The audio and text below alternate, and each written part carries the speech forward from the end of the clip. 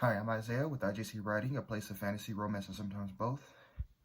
Before we get started, please let me ask you guys to um, go out and buy my book. It is called Elixir of Feelings. It is a paranormal romance. It is very unique to me. It's a drow woman who runs an alchemy shop. She is in love with her best friend who's just come back from war. She had kind of gotten past him, but now he's bringing up all types of feelings, and she has to figure those out. So if you would like to buy it, I'll put a link in the description below. It is on Amazon. There is the paperback and the ebook formats. I do not have audiobooks yet. I do plan on doing that soon. But yeah, just if you are into paranormal romance, fantasy romance, any of that stuff, please give it a check. All right, and let's get into this. So, I don't really have any more lore for you. I wasn't really asked about any more of my lore or anything of that nature, so I decided that I would go into a subject that's near and dear to my heart, which is world building. I did ask a few of my followers on Twitter if I gave a lecture on world building, would they listen? And they said yes. So, this is what we're getting into. All right, so world building, if you are not aware, is setting the stage of where your book is going to take place. From my understanding of it, what people give the information out on the internet, it's, any setting that you set. Not just if you build a fantasy world like I have done, but it's, setting the world, even if it's Earth or anything like that. I believe so. I'm not 100% sure. For my references, I'm going to say no. But if you see someone else who says that even if you said it, because if you're building a slightly fictional world that's like, World War II-ish, or even if you're still laying the foundations of what the societies and everything is, that's, what the readers need to know about who they're dealing with. So I didn't really do much research. I did skim through it because I wanted this to be an authentic, just mine. And if anyone has any questions, you can bring it back to me. I'll do more extensive research of what others are saying. But so far, this is just my list of what's important when it comes to world building. So the first set of advice that I do have for you is, where is your world?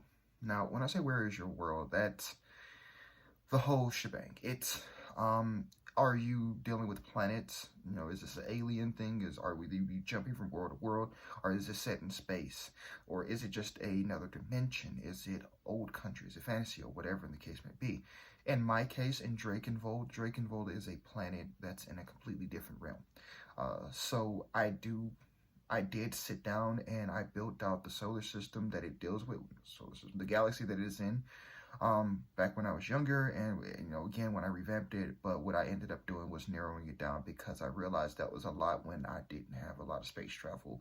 So make it make sense to you. If there's no reason to build these massive galaxies if none of the stories are ever going to take place on any of these non-used planets or systems or things of that nature.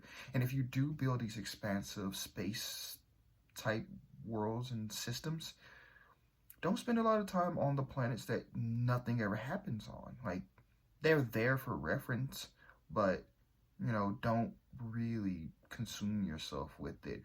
Like, putting that much time into it kind of limits you, because once you have it set, there's no room to move it. So whenever you want to write a story later on, if it's in the way, now you have to rewrite it out.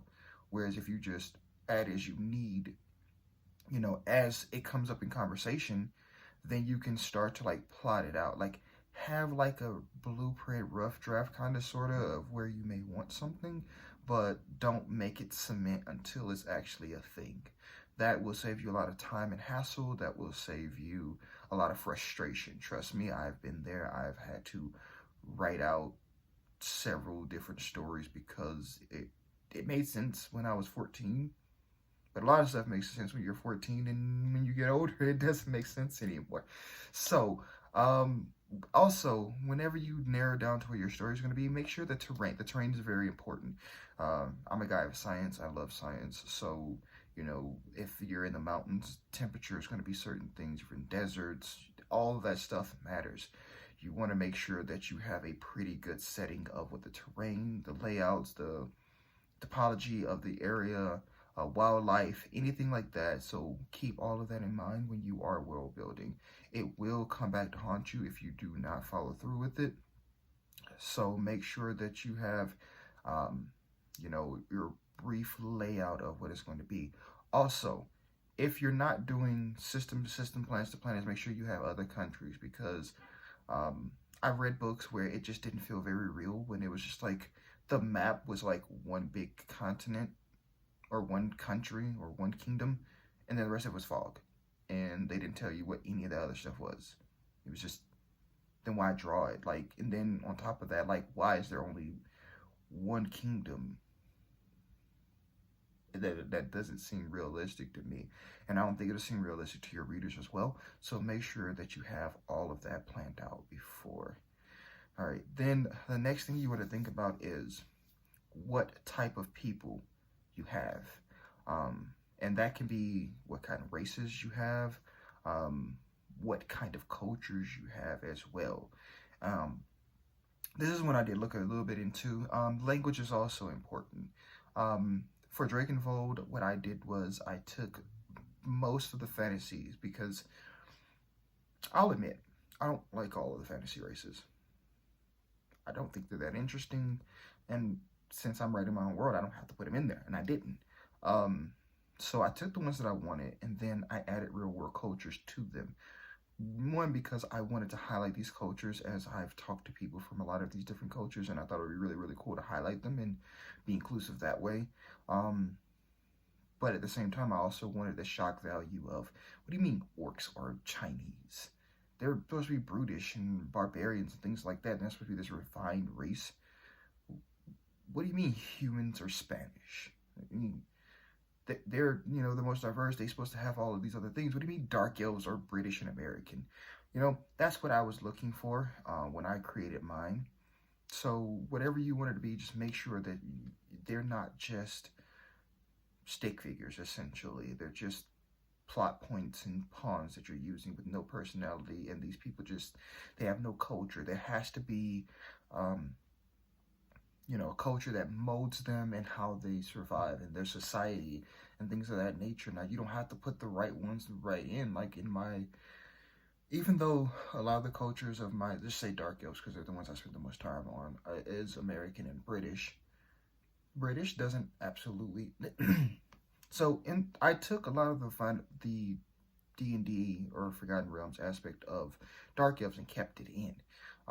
Where the women run the dark elf society, but only for the British side, the more traditional side. So I even put that in to where they're not used to I make the separation even within the books themselves. You have your drow and you have your dark elves. The dark elves don't want to be seen as drow, the ones where the women are ruling everything. The more traditional, they want to be separate. Another key, slang is also very important, where the drow will call the dark elves surfacers, and the drow will call the dark elves will call the drows spiders. Just slangs of, they're the old type and we're the new type, and where the Americans, they're more progressive, and men and women lead the household, and it's like a mutual thing, and it's kind of like how we are now. So even if you are borrowing from other cultures, real world cultures, feel free to make it however you want it to be. Make it as good or as bad as you want. That's the power you hold as a writer, excuse me, is that you are in control, but you have to make it feel as real as possible. And then another thing I had to ask, or you have to ask yourself, is there magic or any type of special resources or whatever the case may be?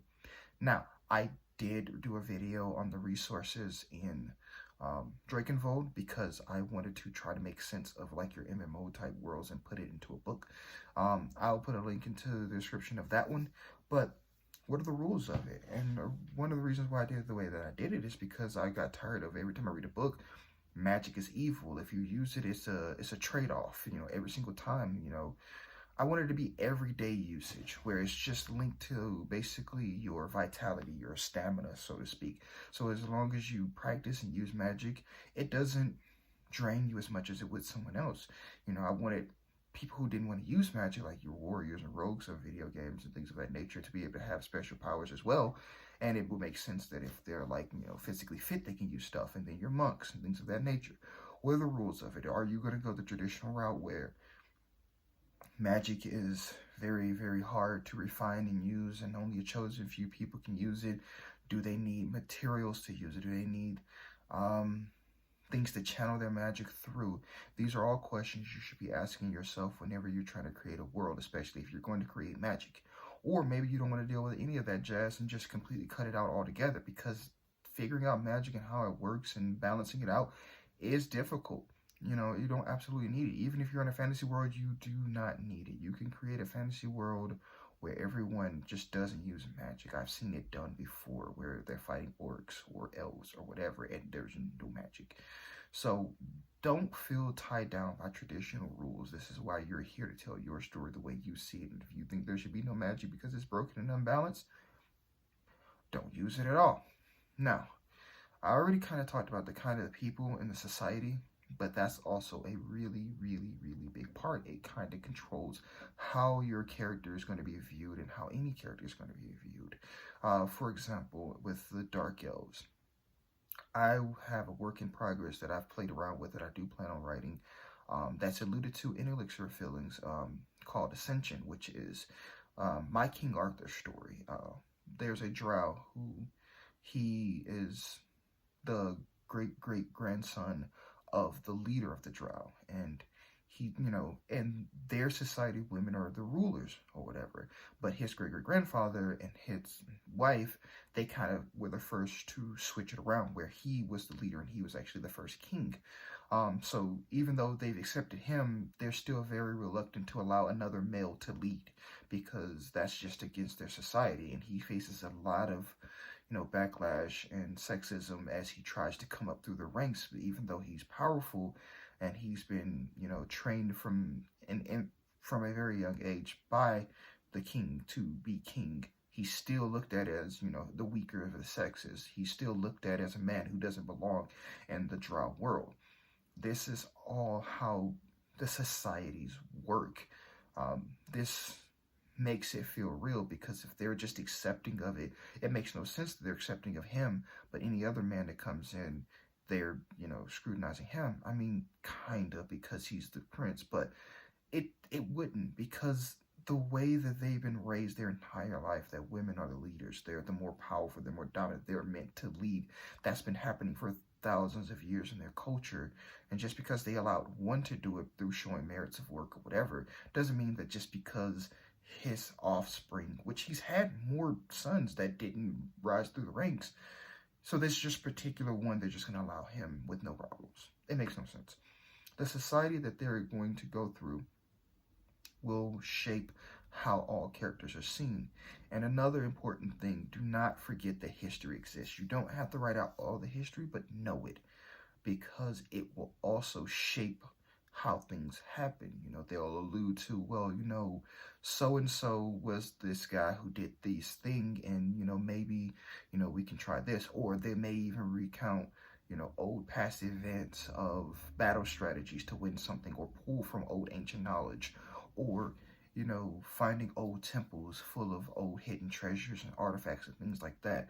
Things that really just give it more of a feel that this place has been there, it's living and breathing, and it exists whenever you walk away from it. That was my goal, is that, I don't know how many of you are a gamer, but like in GTA Online, whenever you pick up your character, they do stuff when you're gone. You pick up and you start playing, but when you're gone, it continues on. That's what I wanted my world to look like. I wanted it to basically feel like I was recording what my characters were doing, and I was just there recording their actions. I wasn't really writing it, but I was just, watching as they were doing and telling you a story that I've seen. That's kind of what you want your world to feel like, at least in my case.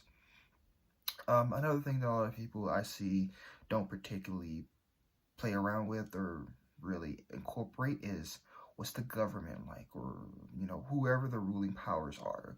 As I took Dracovold and put it into more modern terms, there's no longer really, well, there's a king and queen, but it's more like ours. They don't have that much power. There's a government, there's branches of law and things of that nature, that they take care of a lot of things. There's a ruling council, there's checks and balances. And that's why they do the things they do. That also kind of like, sets the scene, because if you have someone who's on the lower end of the spectrum and the crimes they commit, why are they crimes? Kind of think of how they are. And for me, one of my things that I've done for a really, really long time, and I told, all of my friends or whatever, is because I didn't want this issue later. Time travel, or not time travel, time magic has always been outlawed until like the very end. And the reason for that was because the god Razio, god of death, he was in the video before, saw where it could be a problem. So anyone trying to do time magic was automatically tried and pretty much killed, because they didn't want that type of issues. Even if these laws are just to explain why you're doing the thing you're doing, because I outlawed it because I didn't want any continuity issues. I didn't want to do the time travel thing or someone mess up something, because if I have people going through a story that, well, you can just go back in time and stop it. I didn't want that to happen. So, make the rules make sense for you. They don't have to necessarily be the same rules as everyone else. Like, necromancy is bad. Okay, why is necromancy bad? Which is why I created the rules where there is a type of necromancy that's good. Just don't follow the same traditions and don't explain why you're doing it. The readers can tell when you're just following a script or when something feels organic. Who are the leaders of the worlds that you create is another big one. And the reason why that's important is it kind of defines how the people who are in the small country, cities, towns, whatever planets are going to react, because do they love their leader and do they follow behind him, or do they hate him? They're secretly, planning a coup, or to overthrow the kingdom or planet or whatever. This motivates people. Are they running their country well, or do they have immigrants coming in because of this? All of these things matter, and you want to make sure to incorporate it into your writing. Again, you don't have to spend a lot of time on it, but it is something that needs to be done.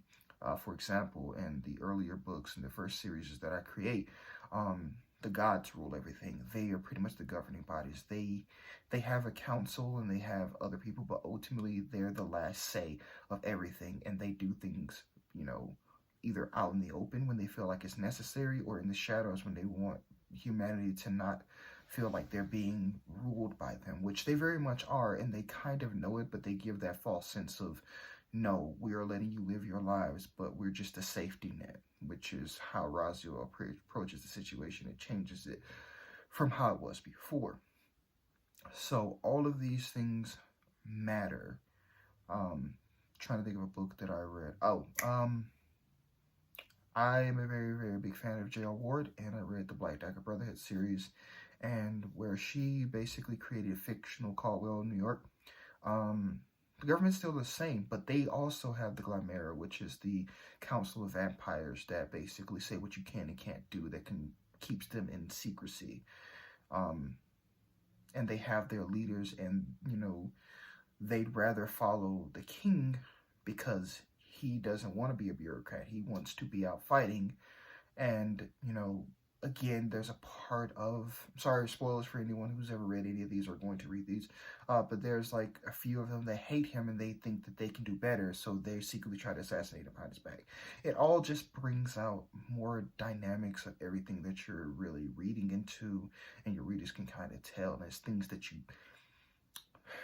don't think about it until you're really reading it or you're writing it yourself. But when I was reading J.R. Ward, when things would happen, I would like, oh, the Glamera is not going to like this. Oh, the Brotherhood's not going to like this. The factions that are set up and the leaders, they're not going to like this. And I could see, and it kind of just made everything feel real. Like, I felt like I could go to this place and I knew where things were and knew how things worked. And then, this one's the most important for me, but I have one that's also important, almost equally important. What is everyday life like? Like, think about it. If, again, for you who are gamers or you read comic books, no one ever talks about what it's like to be a regular worker in the Marvel Cinematic Universe or the Marvel Universe, or in the games of GTA or Destiny. Like, What is it like for the average person who's not a fighter? Like, how do they cope with the heroes and the villains doing all of these things? No one ever really talks about it.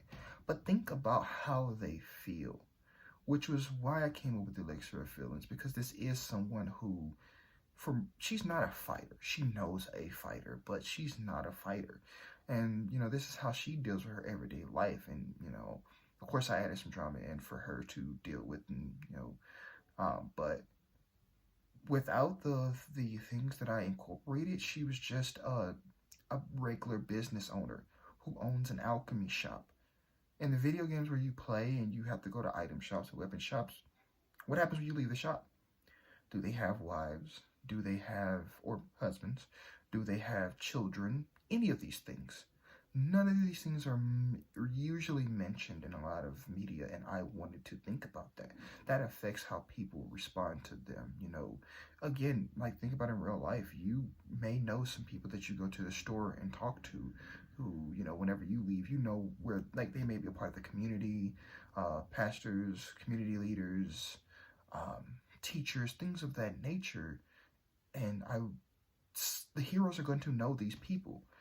In my first novel that I created and I wrote, Spark Reignited, the main character knows one of the other characters' mother because she runs a shop that sells witchcraft items.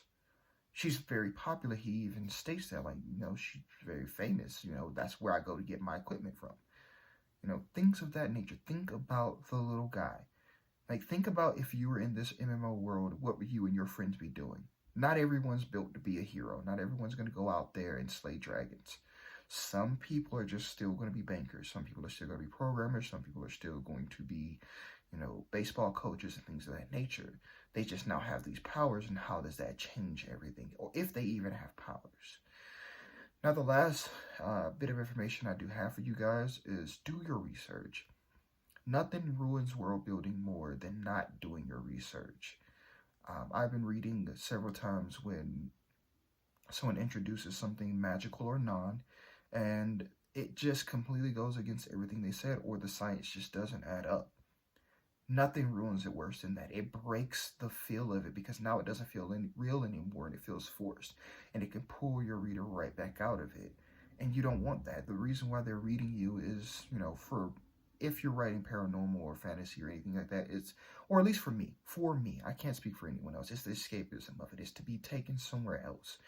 And when something that blatant just comes out at me, it throws me right back, and it makes me hesitant to pick the book back up. So make sure you do your research. Make sure that the physics. If your world has different physics, then fine. Make sure, and it doesn't have to be perfect. I mean, I don't think any scientists are going to read your book and say, well, even at, even with these rules, the fire won't burn that bright, because in order to burn someone in instance, it takes this much heat, and that would cause blah, blah, blah. You don't have to go that far.